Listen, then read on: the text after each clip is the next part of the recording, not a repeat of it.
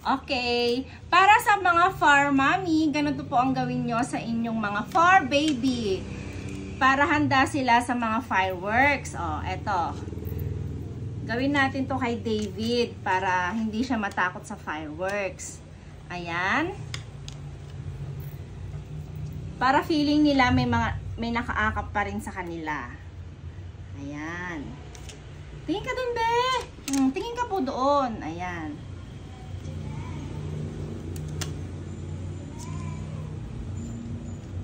Ayan. Tama ba? Tama ba? Ayan.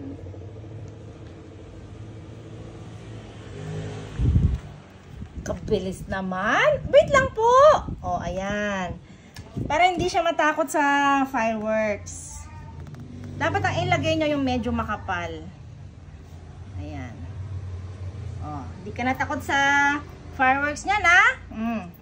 Ready na si David. Yay! Ay, ready na siya. Ready na siya sa fireworks. Para kang matanda. Wait, ayusin natin. Ayan. Ayan siya.